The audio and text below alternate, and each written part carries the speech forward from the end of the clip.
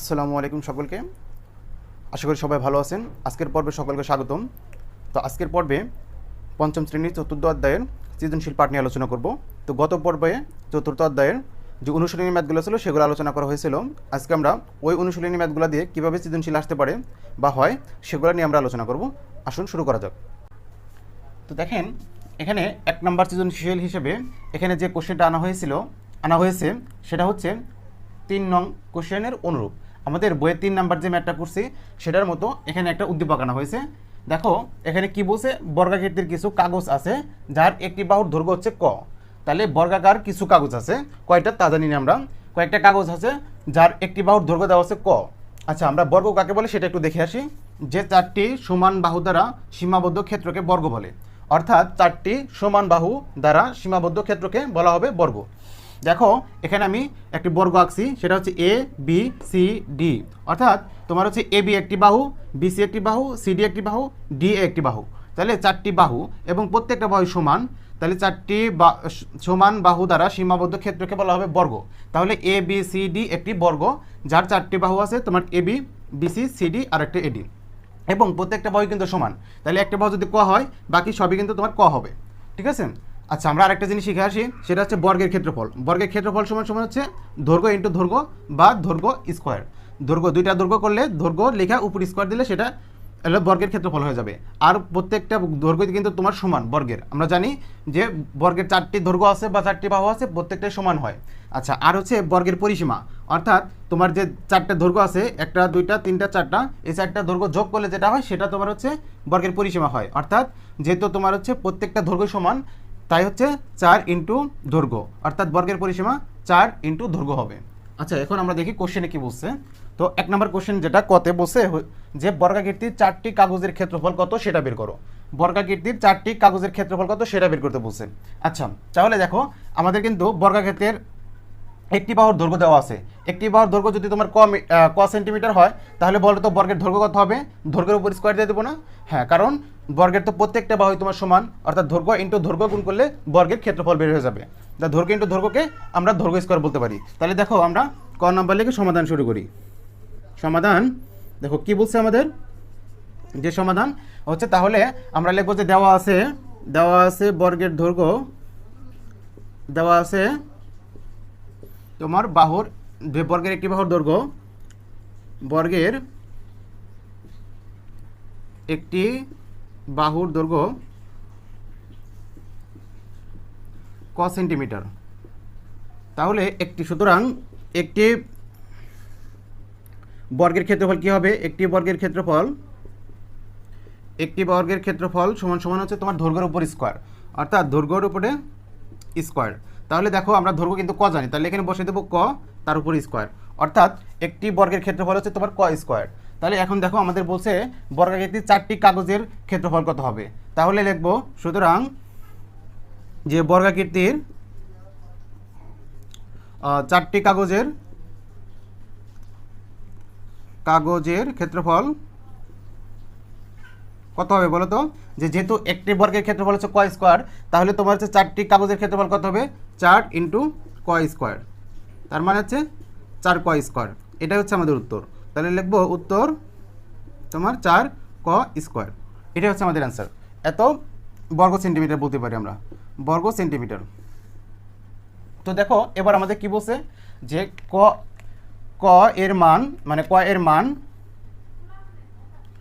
যে ক এর মান 3 হলে বর্গাকৃতির 4টি কাগজের ক্ষেত্রফল কত হবে। দেখো আমরা বর্গাকৃতির কিন্তু 4টি কাগজের ক্ষেত্রফল জানি 4 ক স্কোয়ার। এখন বলে দিছে ক এর মান যদি তোমার 3 হয়, তাহলে এই ক্ষেত্রফলটার মান কত হবে সেটা বের করো। তাহলে আমরা কি লিখবো? খ নাম্বার সমাধান, যে আমরা ক হতে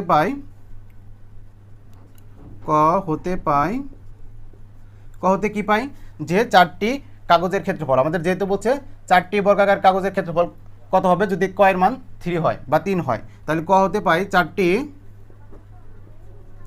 বর্গাকৃতির কাগজের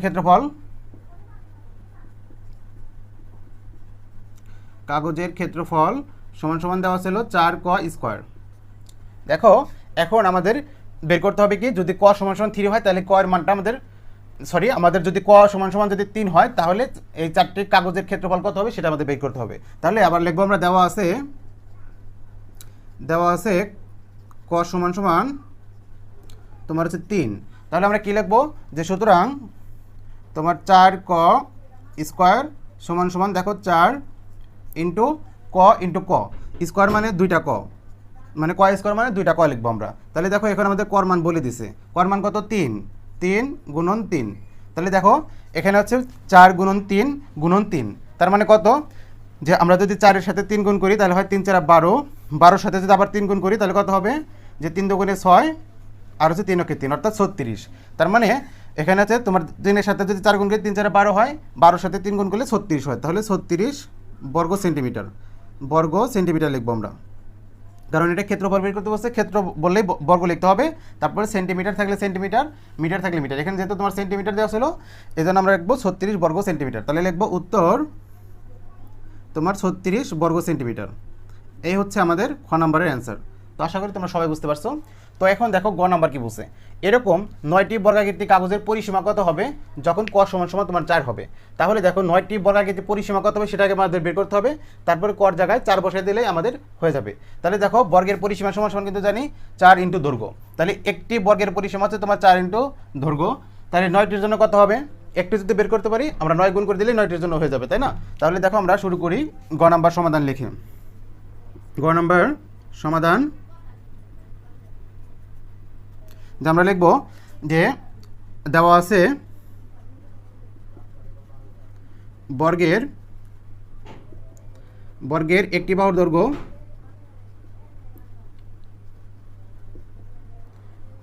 দৈর্ঘ্য তোমার হচ্ছে ক। তাহলে সুতরাং একটি বর্গের পরিসীমা লিখব, সুতরাং একটি বর্গের পরিসীমা তোমার কত হবে, 4 ক হবে। যেহেতু দৈর্ঘ্য তোমার হচ্ছে ক, আর আমরা জানি একটি বর্গের পরিসীমা হচ্ছে 4 ইন্টু দৈর্ঘ্য, তার মানে পরিসীমা সমান সমান 4 ক। একটি বর্গের পরিসীমা কত হবে, 4 ক হবে। তাহলে আমাদের বের করতে বলছে তোমার 9টি বর্গাকৃতি কাগজের পরিসীমা কত। তাহলে একটি বর্গের পরিসীমা যদি তোমার 4 ক হয়, তাহলে সুতরাং 9টি বর্গের পরিসীমা হবে কত, বেশি হলে গুণ হবে, তাহলে 4 ক ইন্টু 9। অর্থাৎ দেখো এখানে আমাদের তাহলে 4-এর সাথে 9 গুণ করবো, 4 নং কত হয় 36, 4 নং 36 আর ক ছিল এই কটা এখানে বসিয়ে দেবো। তাহলে দেখো 36 ক, তাহলে 36 ক হচ্ছে আমাদের বর্গাকৃতির কাগজের পরিসীমা, মানে 9টি কাগজের পরিসীমা হচ্ছে 36 ক। তো যখন আমাদের এরকম সংখ্যাওয়ালা থাকবে, কর সাথে একটা কিছু থাকবে, আবার একটা সংখ্যা মানে ক খ এগুলো ছাড়া একটা সংখ্যা থাকবে, তাহলে আমরা সংখ্যা ছাড়া যেগুলো আছে সেগুলো আগে গুণ করবো। দেখো 4-এর সাথে 9 গুণ করছি, 4 নং 36 লিখছি, পরে ক ছিল ক এখানে বসিয়ে দিছি। তাহলে দেখো এটা হচ্ছে আমাদের 9টি বর্গের পরিসীমা। এখন ক সমান সমান তোমাকে বলে দিয়েছে 4, ক সমান সমান যদি 4 হয় তাহলে তোমার পরিসীমাটা কত হবে সেটা বের করতে বলছে।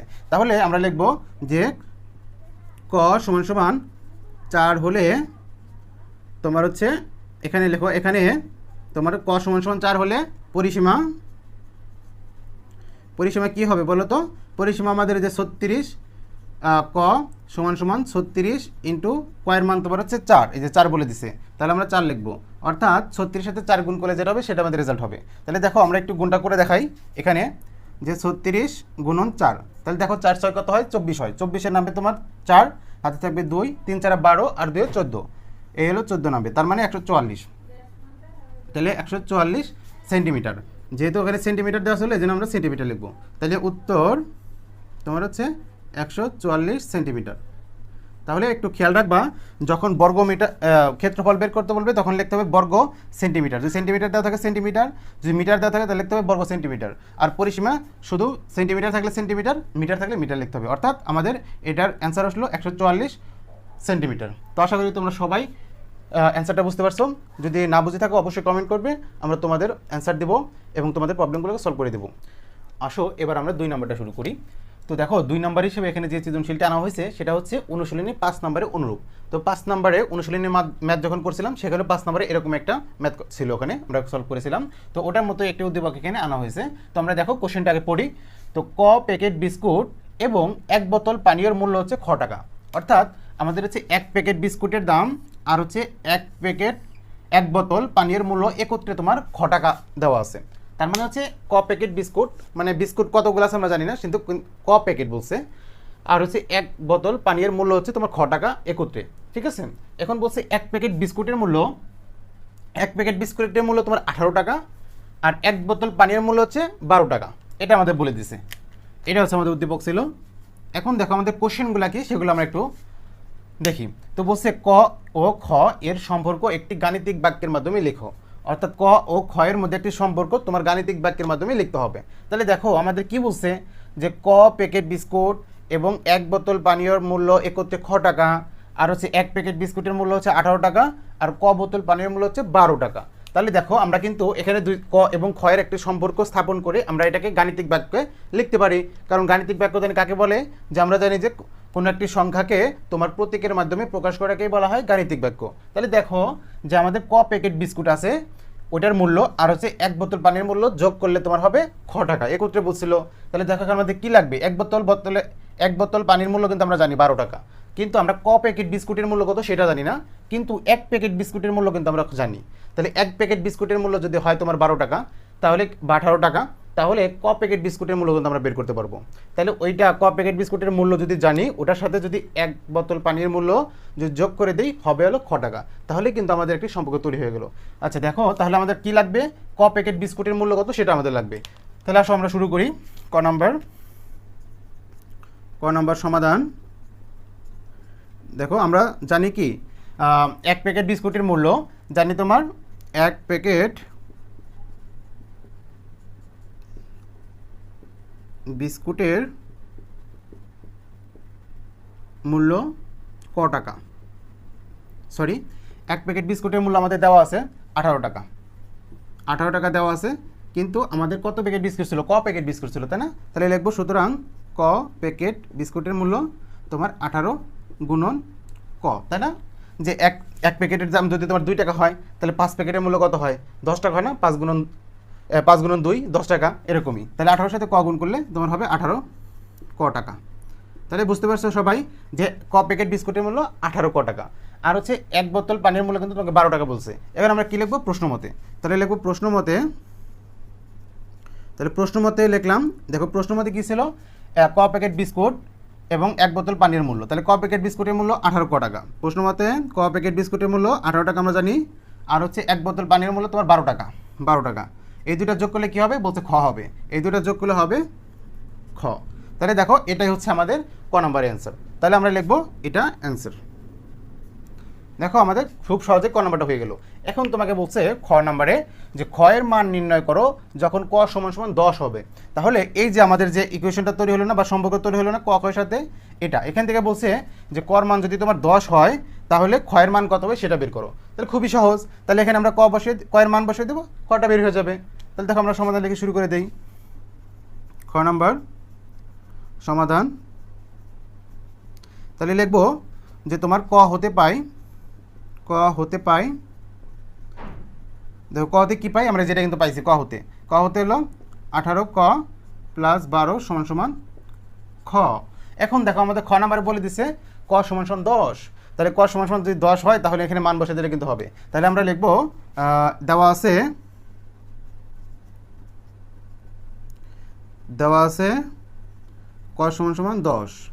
তাহলে সুতরাং আমরা এখানে শুরু করি, হ্যাঁ দেখো এখানে শুরু করি। সুতরাং তোমার 18 ইন্টু দেখো কর জায়গায় আমরা 10টা বসিয়ে দেবো, তাহলে কর জায়গায় 10 বসাবো যোগ 12 সমান সমান খ, তাই না। এই যে আমাদের দেওয়া ছিল ওইখানে আমরা কর জায়গায় 10 বসিয়ে দিলাম। তাহলে দেখো আমরা যদি এবার যেহেতু এখানে সমান সমান আছে তাই জন্য আমরা বাম পাশে বা চিহ্ন দিব।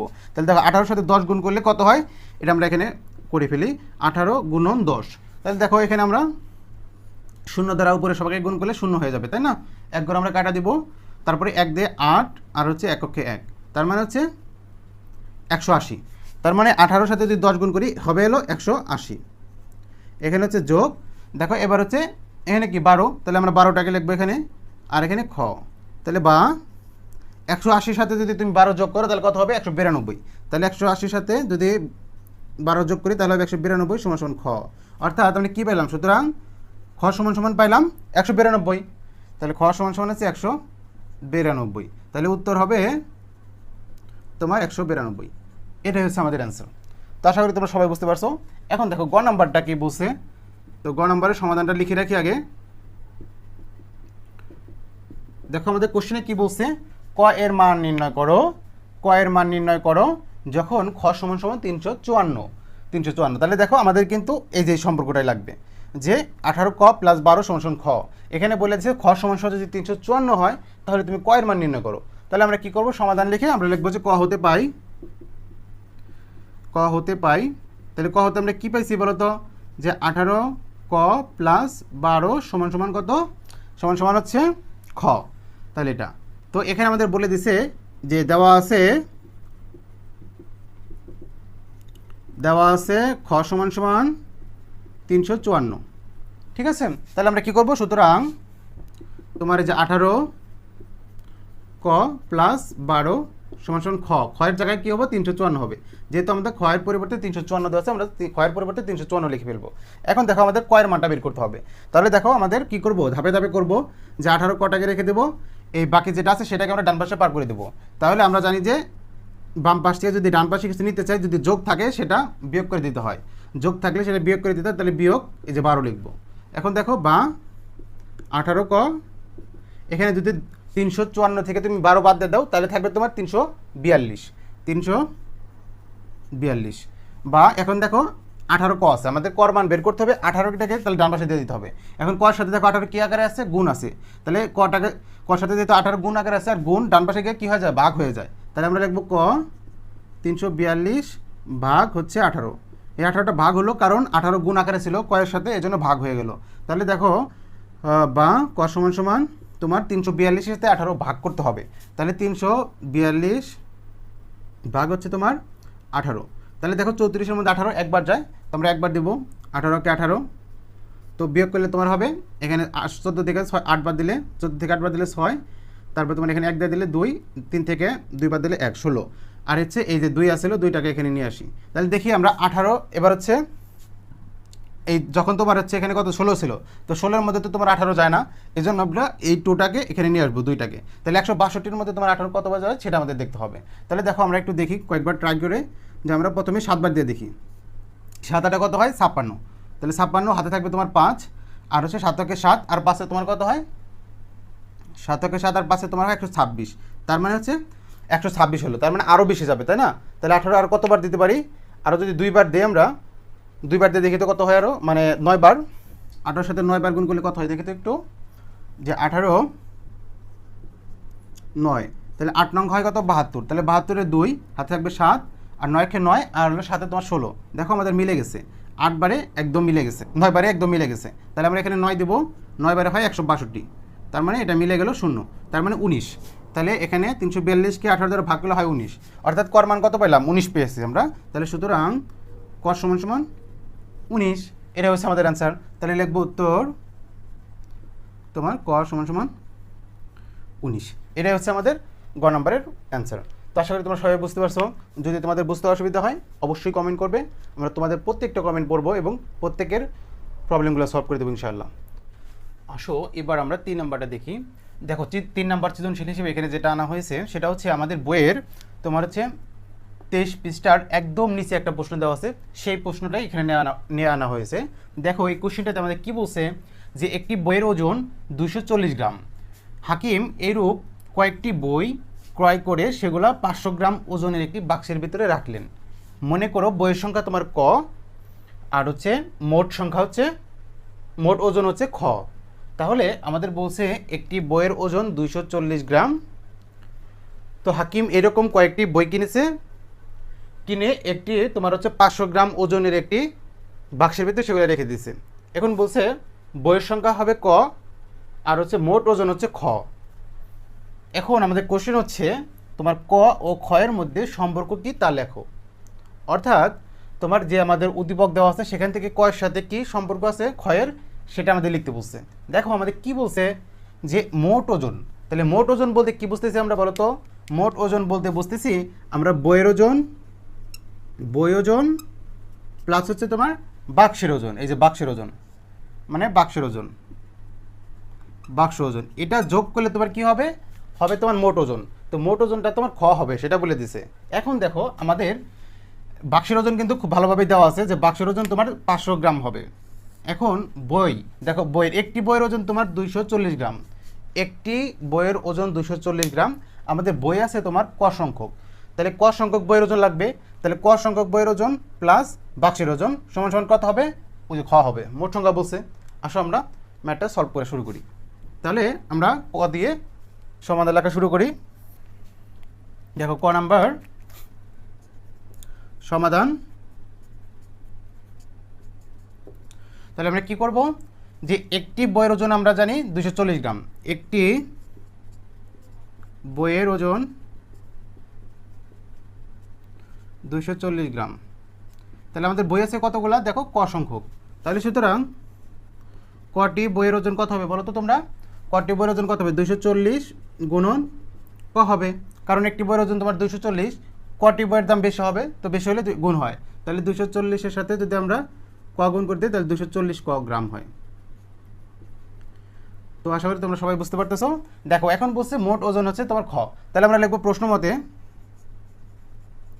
তাহলে প্রশ্ন মতে মোট ওজন, দেখো তাহলে বইয়ের ওজন কত 240 ক, আর হচ্ছে তোমার হচ্ছে বাক্সের ওজন কত 500 গ্রাম, 500 গ্রাম, তাহলে মোট ওজন হলো, মোট ওজন সমান সমান বলছে খ, তাহলে ওই যে খ, তাহলে এটাই হচ্ছে আমাদের ক এবং খ এর সাথে একটা সম্পর্ক, দেখো ক এর সাথে খ একটা সম্পর্ক পেলাম, এটা আমাদের বের করতে বলছে, তাহলে এটাই হচ্ছে ক নাম্বারের অ্যান্সার।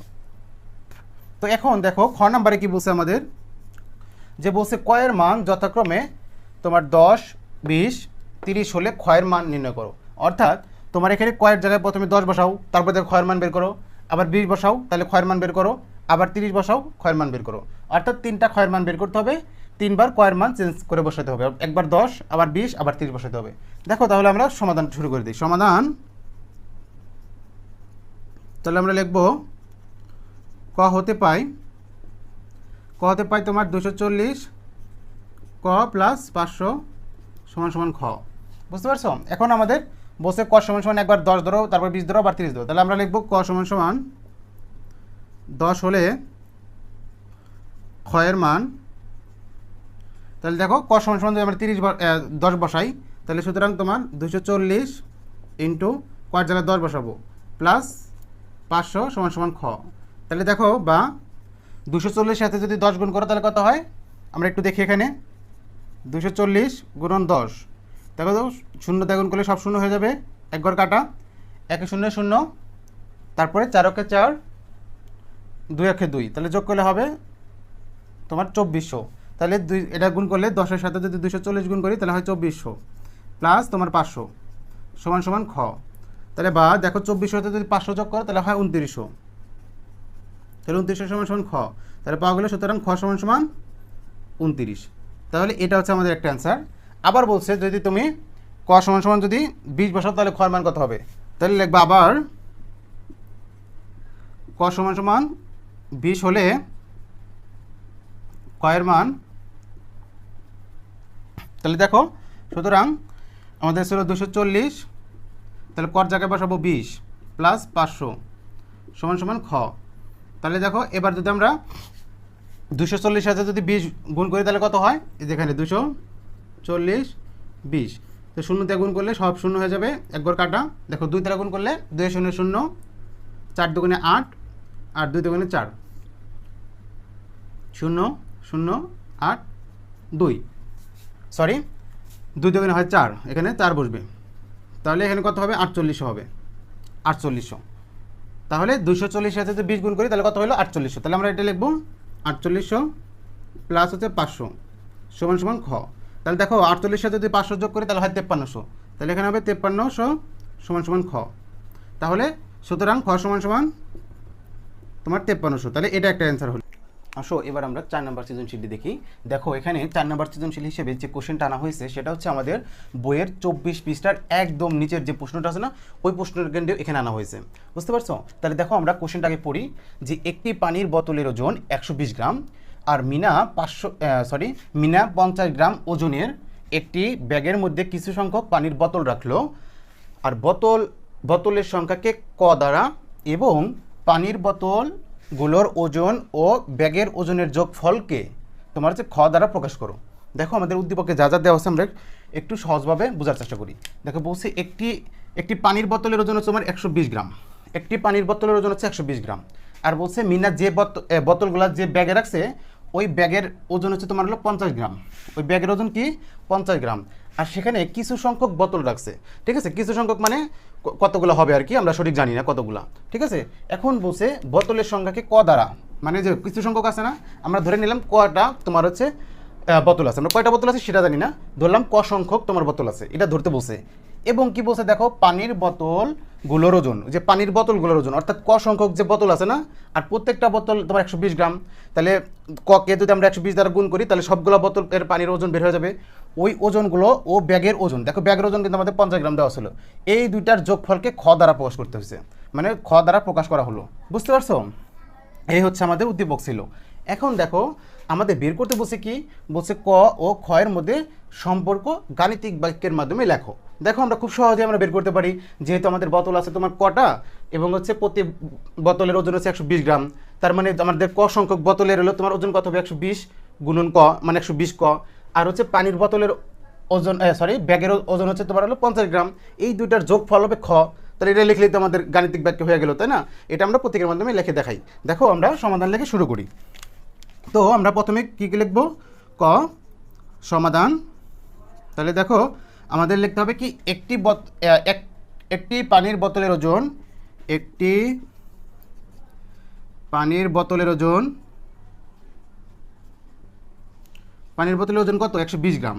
দেখো আমাদের বোতল আসলে কতগুলা, বলছে ক দ্বারা প্রকাশ, মানে ধরো আর কি ক, তাহলে কটি মানে ক সংখ্যক ধরতে বলছে আমাদের, তাহলে কটি পানির বোতলের ওজন কত হবে, 120-এর সাথে আমরা ককে গুণ করে দেবো, তাহলে এত গ্রাম হবে, তাই না? তার মানে সুতরাং সমান সমান 120 ক গ্রাম।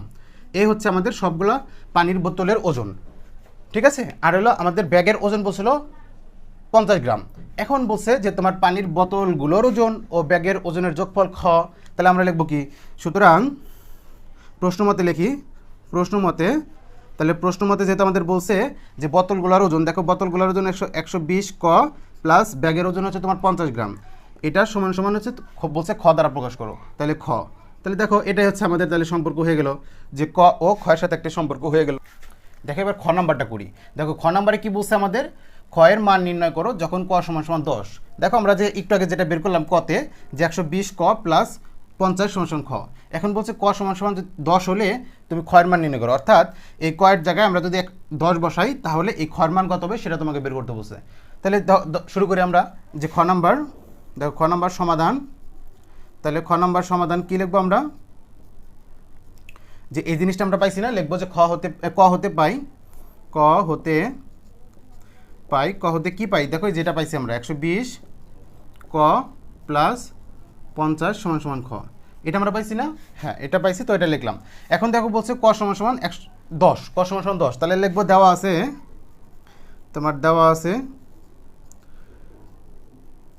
আছে তোমার হচ্ছে ক সমান সমান 10, তাহলে যদি 10 হয় তাহলে খর মান কত সেটা বের করতে হবে। তাহলে সুতরাং দেখো আমরা লিখবো 120 গুণন, দেখো গুণন, এই যে ক ছিল না, কর পরিবর্তে আমরা 10 বসিয়ে দেবো, তাহলে 10 প্লাস 50 সমান সমান এই যে খ ছিল, খ বসিয়ে দিলাম।